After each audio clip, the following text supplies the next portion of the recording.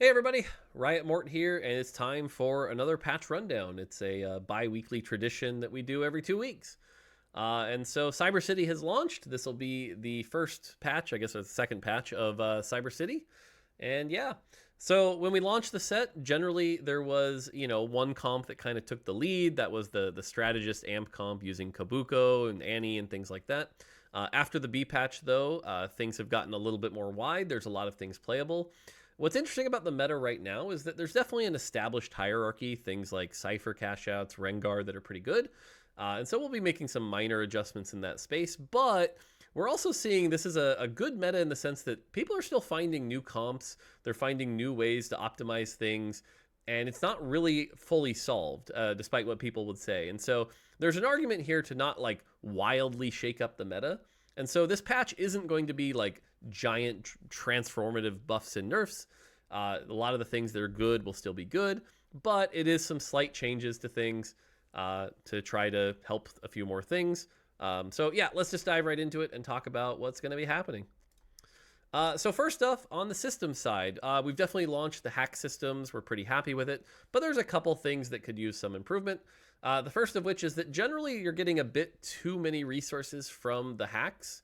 So first off, on the bribe side of things, the gold augment bribes are going to go from 3, 4, 6. That's based on the stage. So a stage 2 gold augment bribe was 3 gold. Now it will be 2, 3, 5. So you'll be getting a little less gold from those augment hack bribes. On the prismatic side, it's going to go from 4, 6, 8 to also 2, 3, 5. So Prismatic in particular, you're going to get a lot less gold from picking the Prismatic 2-1 augment from the bribes. The other one is the hacked orb that pops out lots of orbs, was giving approximately 10, 16, 25 gold of value. That was pretty inflationary also. So that's been nerfed to 6, 12, 18. So overall, these two things will lower the resources. We might still have more to go here, but we wanted to do it a little bit at a time rather than like a giant chunk that also hit like the XP curves and things like that. So we're going to start with this, see where the meta lands, and then go from there. Two other changes on the hack side of things. The first one is that trait category hacks will no longer appear on the Wandering Trainer's encounter. As much fun as it is to watch the person who got the Anima Wandering Trainer also then immediately be able to get their Wandering Trainer augment, so we're going to take that out and just make it a little less inflationary there. And then finally, the last one here, something we should have done before we launched, but it's going to get taken care of now. If there's a hacked orb with health pickups in it, and you leave it alone for 2 rounds, what's going to happen is all of a sudden that hacked orb is going to get a mind of its own. It's going to get some rocket boots, and it's going to fly straight to your face, and you are going to pick up those health orbs, and you are not going to be able to cheese it. You are going to pick up those health orbs. So, enjoy. All right, on the trait side, Boombots. Boombots 2 and 4 has its place, especially if you have an emblem. Unfortunately, the 6-piece just isn't worth chasing right now. So the 6-piece Boombot trait is going to get buffed. That's going to go from 225 times 2 to 275 times 2. Pretty substantial buff here to 6 Boombot. So if you're able to get Boombot working, this should open up some new lines. It's going to do a lot more damage. Pretty cool here. Cypher. It says minor adjustments to some cashouts. I know a lot of you are probably going, well, what does that mean? That could mean anything. Generally, this is actually buffs to some of the lamer cashouts. For example, one of the changes is the cashout where you get all the techies, where it's like Mordekaiser 2, Fiddle 2, etc. We changed the Zyra 2 to a Zyra 3 to make that a bit more of an attractive cashout. So this isn't actually like a big buff or nerf. It's just like some of the bad cashouts are better, and some of the cashouts that were like not quite the right value got adjusted. It is very minor. So this is not going to change Cypher a lot. Cypher's still going to be a very good trait. Golden Ox. Golden Ox has definitely been the trait that has been pretty much ignored at the highest elos, especially at 4 and 6. It's pretty playable at 2, but 4 and 6 is mostly not really played. So we're taking a really big swing here. This is going to teach us some things if we need to adjust Golden Ox like much more drastically in the future. But for now, we're kind of like we did with 8 Sorcerers in the last set, where we buffed it really hard. It's like, no, there's numbers where it's playable. This is a big buff. So Golden Ox 4 and 6 are going to be doing more base damage. And remember that base damage scales up. and the chance to drop gold will go up from 5075 to 6100. So if you get a Golden Ox emblem, you should consider this. Now, my read on this is that high elo, it probably still won't be amazing, but especially at like lower elos, give it a try. If you have the right spot for this, you can really snowball. My expectation, here's my shot call, and you can hold me to it, is we'll see Golden Ox at like Masters Plus have like a 42% top 4 rate, but actually like a 20% win rate, because when it wins, it's going to win hard. But we'll see. We'll see if I'm accurate on that or how that plays out. But there's my shot call that you can hold me accountable for. One other note is that Golden Ox in Hyper Roll was a little too easy to play. You could hit, from the right positions, you could hit 130, 140% damage amp. So now in Hyper Roll, it will increase by 2 gold spent each time, making it a little less of a free, first place. All right, Nitro. Nitro is getting a bit of a stat adjustment rework here. There's a lot of lines here, but the TLDR here is if you play Tempo Nitro, it's going to get worse. And if you play Reroll Nitro, it's going to get better.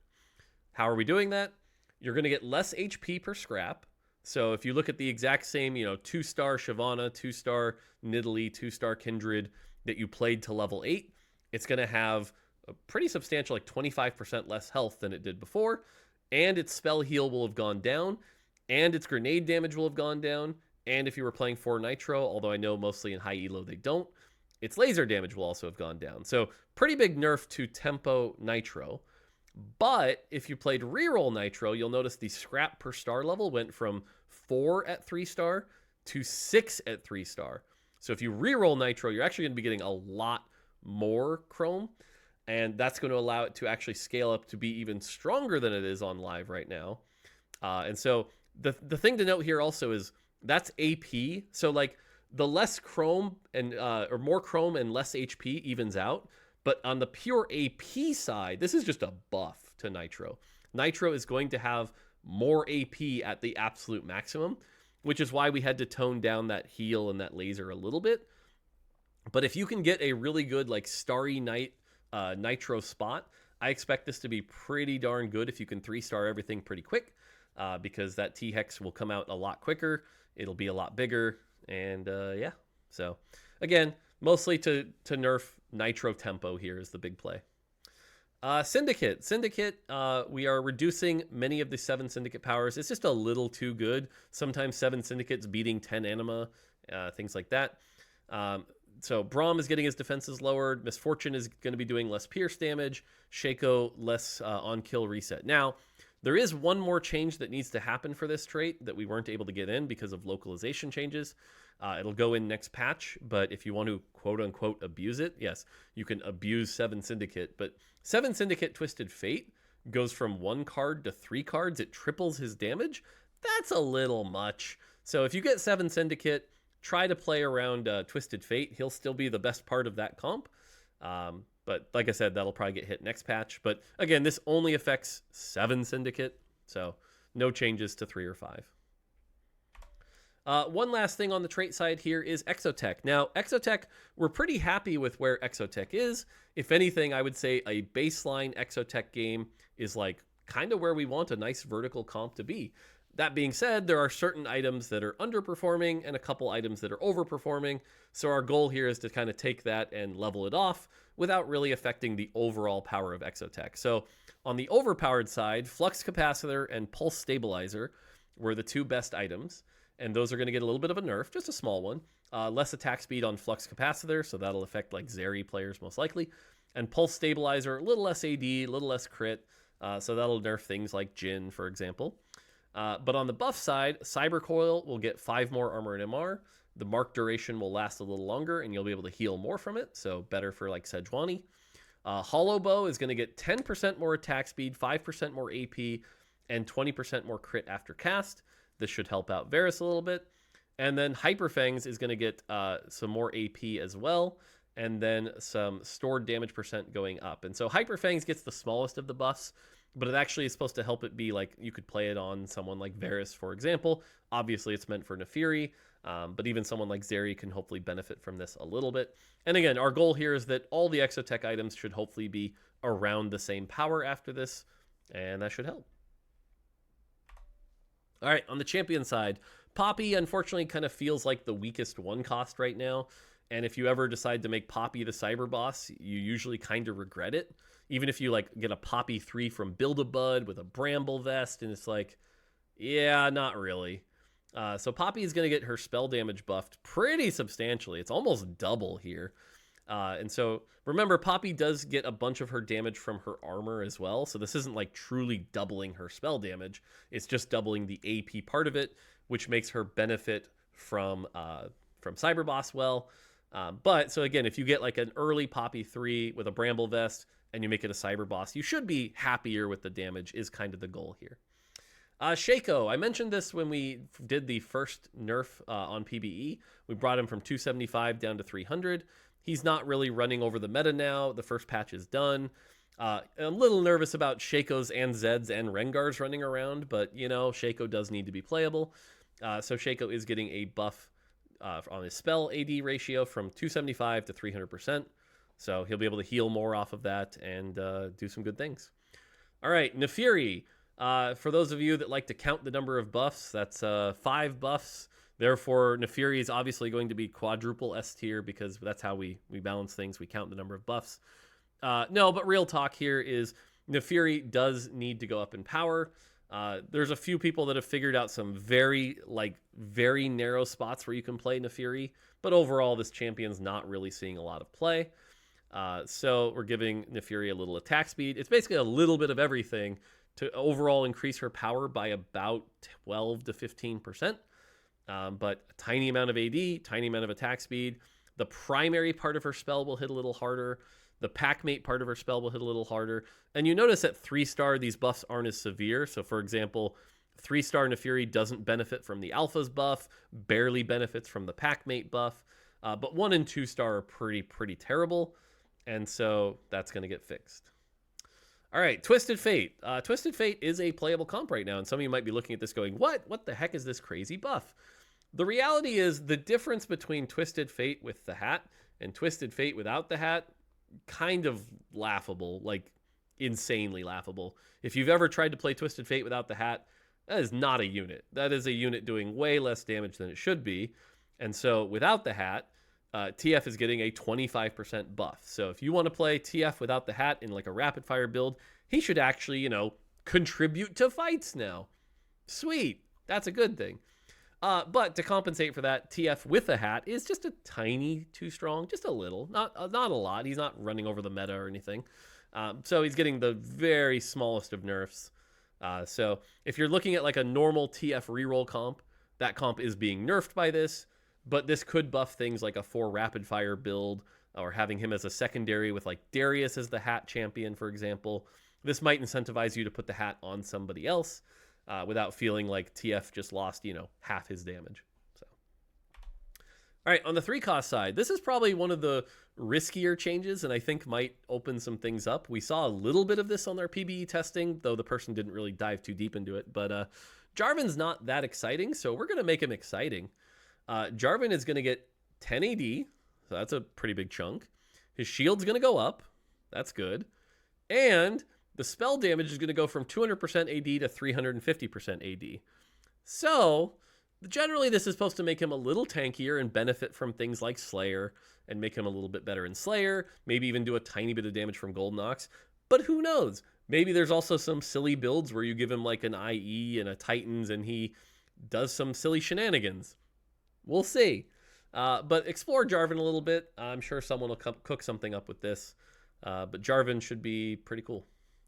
Rengar. Rengar is a champion that when he gets going is incredibly frustrating. Shocker. We made a backline axis champion that gets frustrating. The big thing with Rengar, though, is that he ends up actually getting really tanky. It's not just his damage. It's like, this dude's durable, right? You put him in a Titans and a BT, and it's like, he just heals and heals and heals, and it's kind of annoying. Now, that being said, we're not trying to completely neuter Rengar. My shot call here is Rengar will still be close to top A tier after this, if not even still very good. And from our PBE testing, he's still quite good. This is not going, like, if you're like a Rengar hater, this isn't your patch note. But he is going to do less damage with his spell, and he is going to get less free healing. Now, again, it's not going to eliminate him from the meta. That's not the point. The point is light nerf. So, all right, Annie. Annie, after the B patch where we took Tibbers and said, you're barely worth it anymore. That's fine. Tibbers is doing what we want, but the Annie part of Annie has never been that exciting. And now we can put some power back into Annie. So Annie's base spell damage is going to go up about 8%. And the mini fireballs are also going to go up a decent amount. So hopefully Annie casting spells can be worth it again. Can put Annie on par with some of the other 4 costs without putting all that power into Tibbers. Cho'Gath. This one's a little complicated. But the goal of this Cho'Gath change is that right now you cannot play Cho'Gath outside of 6 Bruiser, because so much of the power of his spell requires the scaling of 6 Bruiser. So instead, the health gain from his spell will no longer scale with percent HP. It will be a flat number that gets added at the end of all equations. The hope here is that a 2 Bruiser Cho'Gath might actually be playable. You're not going to have to play 6 Bruiser. 6 Bruiser is still the best thing for him, but it won't just multiply him and double multiply him. Because the thing is, if you have a, let's say, 5,000 health Cho'Gath, and then you had 6 Bruiser that's raising that, and then the spell is also being raised, it was double dipping, which wasn't okay. And so basically we're trying to get rid of that double dipping here. Now, as an adjustment to this, he scales really well with percent health. So still having things like Warmogs is good. He'll do a little SAP. TLDR, though, again, is that hopefully this makes 2 and 4 Bruiser Cho'Gath a bit better, while 6 Bruiser Cho'Gath is like about the same. That's the goal. Let us know if it lands there, but that's what we're trying to do here. All right, Misfortune. This is a really light change. It's not going to, like, if you're saying Misfortune's OP right now, this changes nothing. But the difference between Misfortune with her hat and without, kind of like TF, a little much. So Misfortune without her hat gets buffed. Misfortune with her hat stays the same. It was always 12 waves. It's still 12 waves. But now if you want to play like Dynamo without Syndicate, that should be a bit better. And you should be able to consider that option. So, and yes, everyone's going, the hat, poor hat got nerfed. Yes, I guess we kind of nerfed the hat all over the place. But so Misfortune should be playable, maybe a little bit better outside of Syndicate. Finally, Z3. This is a minor change, but Z3 was not the lowest, but kind of frustrating. It's like you hit a Z3 with really good items, and then all of a sudden he would throw his shuriken, dash it like the front line, kill them, and then slowly walk to the back line Zeri, while the Zeri repeatedly shoots the Zed in the face. And then the Zed would die, and you would be very, very sad. So, to make Z3 feel better, Z3 will now glide very quickly to his target instead. So Zed will fly towards them and kill them much quicker. So Z3, better. On the 5-cost side, Samira, she got hit pretty hard by the B patch. Little weak. She's only a little weak. She does require hitting 2-star to be playable. But either way, needs some of her base AD back. Gives her about a 10% buff. This should put Samira back on the table. So hopefully Samira is as good as the other 5 costs now. Cool. On the item side, 2 changes here. Nothing major. Suspicious Trenchcoat, a little low. Just kind of underperforming. We want Suspicious Trenchcoat to be fun. So it's going to trigger a little sooner and the clones will have more health. So Suspicious Trenchcoat should be a better item. That's a good thing. And then Marksman Emblem, kind of underperforming as well. We're going to let it shred 2 armor per shot instead of 1. We want things like Marksman Misfortune, for example, to be something you could consider playing to shred a bunch of armor on the enemy team. So Marksman Emblem gets a small buff. All right, Augment side. On the silver, it's just the 3 hero augments. Jax, Poppy, and Silas all getting buffed. On the Jax side, it's just a straight buff. More damage per stack, can stack higher. Jax going to be more threatening. Cool. Poppy, same thing. More damage and more damage from Cyber Boss. If you're playing Poppy Hero Augment, you usually want him to be the Cyber Boss. That damage should be worth it. It will be. Cool. And then Silas, more damage based off his health as well. Now, the only thing with the Silas buff is we did have to kind of nerf his recast effectiveness because if these numbers get really high, then he can just delete entire boards in like 3 seconds. So little bit of a compensation, but overall this is a buff to Silas.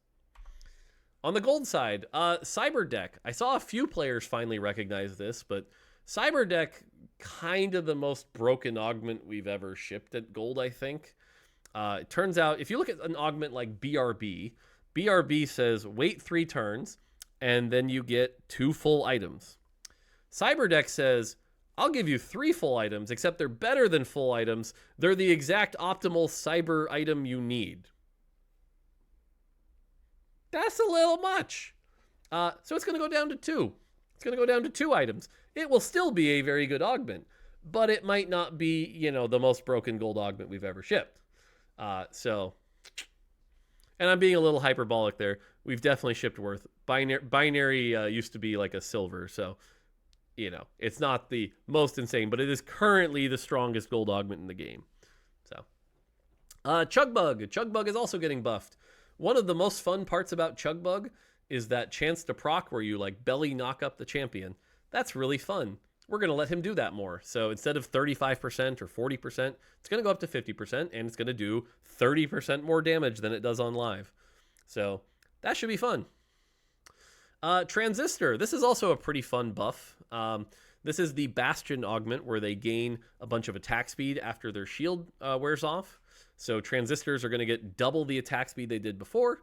If you want to get the 6 Bastion Renekton Transistor build going, should be fun. And then finally, Trial Run. This was the other exotech augment, and yes, you're noticing a pattern. The exotech augments were pretty good. The Golem is going to get less health and AD per star level, so the Golem won't quite be as tanky as before. On the Prismatic side, mostly focused on the black market augments here. Chemtech Overdrive is getting a very large buff here. You're going to get 200 more health for those 3 spots and 5% more attack speed. But the trade-off here is it's not going to appear at 2-1. Getting Chemtech Overdrive at 2-1 and getting 3 gold per turn on top of these buffs was a little too much. So Chemtech Overdrive should be better. Cruel Pact. Cruel Pact is actually going to get buffed.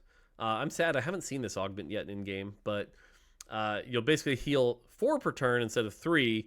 So Cruel Pact should actually be a lot more playable and pretty exciting. Double Trouble gets some more bonus stats, 5 more bonus stats. And then the other big thing is, and a very important bug fix here, is that when you 3-star the unit while they're on the bench, you'll properly get the 2-star copy of the unit. So, cool. Lifelong Learning, you'll gain more HP per turn. Great. And Scoped Weapons, because people aren't having enough fun with range Shakos and range Renektons, is going to get 7% more attack speed as well. So Scoped Weapons should be even better. Finally, and this is a big one here, is the circlets. Now, if you know from this set, the circlets were an experiment to try to make it so that certain emblems weren't just like free wins at the end of the game. And overall, that's been relatively successful. We're not seeing, you know, people just get a gold augment 10 anima squad, which is good. But some of the circlets are underperforming by quite a bit. And so we're going to buff them up quite a bit here. So they are a prismatic augment here. So instead of getting a 3 cost of the champion, you actually can get a 4 cost of the champion, which is pretty cool on 3-2. And for the really weak ones, they've also got an item sometimes. Now, it's only a component. It's not a full item. But for a prismatic, this feels closer to correct and should hopefully buff them up and make them feel more appropriate. So some examples here is Bastion Circlet goes from a Galio to a Sejuani and a Giant's Belt. Bruiser Circlet's actually doing okay, so it just gets a Giant's Belt. Dynamo gets a Misfortune and a BF Sword. Dynamo Crown, by the way, we buffed from a Jin to an Elise. That's a separate thing. Executioner Circlet, you get a Vex and a Sparring Glove. Marksman Circlet, you get an Aphelios and a bow. Rapid Fire, you get a Zeri and a BF Sword. Slayer, you get a Zed and a Sparring Gloves. Strategist Circlet, you just get a Giant's Belt. Techie, you get a Brand and a Tier. And Vanguard, you get a Leona and a Giant Belt. So, again, these circlets should be more tempting as augment choices now. You'll notice none of the things with chase traits got this. We're not going to give you an Anima Squad circlet that also gives you the Zaya that also gives you an item. If you're taking Anima Squad circlet, you're taking it to chase 10 Anima. You don't need more power. So, yeah. A couple changes for Hyper Roll and Double Up. Hyper Roll got a few of the things that should have been tuned a little bit better. The Shaco AD per kill, this number is incorrect. It's supposed to say 1.5 to 2.5. So Shaco AD getting changed. Zac Blobs now grant double HP and AP. Cooking Pot goes to 70. Tactician's Cape turn delay goes down to 4. Reinforcing Skeletrigger goes from 40 to 70. So cool. And in double up, we're definitely hearing some reports, especially from our highest elo double up players, that there's a bit too much resources going on. So what we've done is in the gift armories, there are more options. Some of them are a bit more deflationary. And then overall in double up only, we have reduced the amount of gold earned from PvE rounds. So you'll see compared to a normal game, there will just be less resources in double up. There's probably enough as it is. So this should hopefully help double up feel a little less inflationary. And then finally, bug fixes. Time to sprint these. Gargantuan Resolve now works on Ghost Armories. Cool. Prismatic Ticket no longer grants rerolls from Think Fast rerolls. Cool. Unstable Evolution no longer triggers on summons. Great. Survivor, Tomb Raider 1 and 2, Last Stand, and Final Reserves are all exclusive from each other. Cool. Warpath counts player damage dealt to Ghost Armies. This is a nice one if you're ever a Warpath player and got a Ghost fight. Zac Plobs now have the proper spell icons. Zac Copy gains the HP from Street Demon Hexes. Cool. That's a small Street Demon Zac buff. Samira no longer cancels the armor reduction from other Samiras. If you were running multiple Samiras, apparently that was bad. Share the Spotlight VFX are no longer hidden under certain arenas. Senna's splash damage from her auto attacks correctly triggers Titan's Resolve.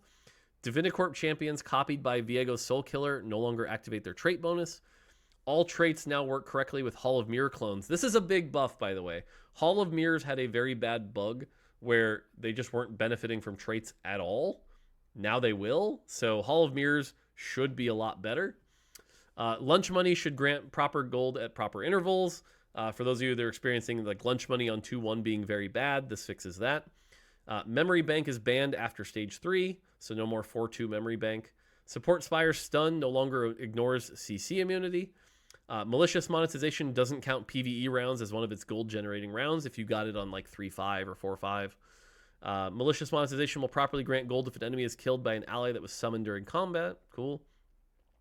Fixed a bug with Unstable Evolution only giving 33 HP instead of 333 HP. This is a buff to Unstable Evolution, so if you're considering that augment, that just got a 300 health buff.